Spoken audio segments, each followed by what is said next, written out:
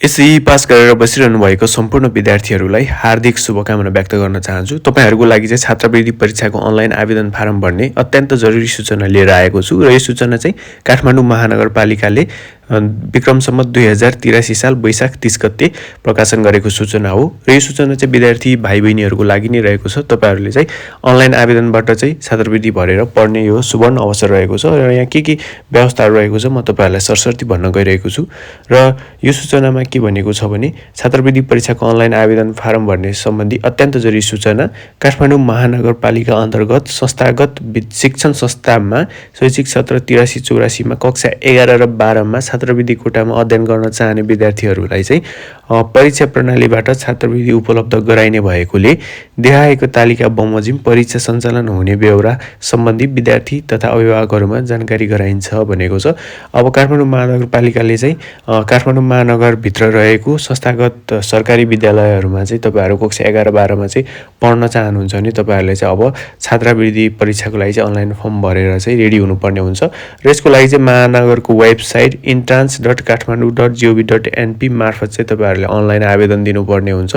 तपाईहरुले चाहिँ गुगलमा गएर entrance.kathmandu.gov.np गरेर सर्च गर्नुपर्छ र त्यहाँनिर भनिए बमोजिम आफ्नो विवरणहरु राख्दै चाहिँ अनलाइन आवेदन भर्नुपर्ने हुन्छ र तालिका भनेको चाहिँ 1 नम्बरमा अनलाइन आवेदन फारम भर्न सुरु हुने मिति भनेको चाहिँ यो जेठको 1 गते बिहान 10 बजे देखि सुरु हुन्छ र अनलाइन आवेदन फारम भर्ने अन्तिम मिति भनेको चाहिँ जेठको 10 गते रातिको 12 बजेसम्म रहेको छ। यो 10 दिन मात्र रहेको छ। तपाईहरुले यो भिडियो चाहिँ सक्दो आफ्नो साथीहरुलाई शेयर गर्नु होला। यो सुवर्ण अवसर रहेको छ र 3 नम्बरमा रहेको छ छात्रवृत्तिको लागि परीक्षा सञ्चालन हुने मिति चाहिँ जेठको 17 गते बिहान 8 बजे देखि 10 बजेसम्म हुन्छ र परीक्षामा सोधिने प्रश्नहरु र विषय क्षेत्र चाहिँ माध्यमिक तह कक्षा 10 को पाठ्यक्रममा आधारित तपाईहरुले अहिलेसम्म एसई दिँदै जे पढ्नुभयो त्यहीबाट चाहिँ 100 वटा वस्तुगत वैकल्पिक प्रश्नहरु आउँछ। वस्तुगत वैकल्पिक प्रश्नहरु भनेको 100 वटा प्रश्नहरु सोधिन्छ। जस्तै 1 नम्बरमा नेपालको राजधानी कहाँ हो भनेर सोध्यो भने यसको अप्सनमा काठमाडौँ, जनकपुर, भक्तपुर, विराटनगर भनेर सोधेको हुन्छ। तपाईले चाहिँ एउटा सही उत्तर छानेर राख्नुपर्ने हुन्छ। यसमा चाहिँ रिटर्न हुँदैन, जस्ट एउटा सही उत्तर मात्र छान्नुपर्ने हुन्छ। र यहाँ पुनश्च भनेको छ विषयहरुको अंकबार, विद्यालयका छात्रवृत्तिको कोटा, परीक्षा केन्द्र सहित विस्तृत विवरण काठमाडौँ महानगरको वेबसाइट www.kathmandu.gov.np मा रहेको छ।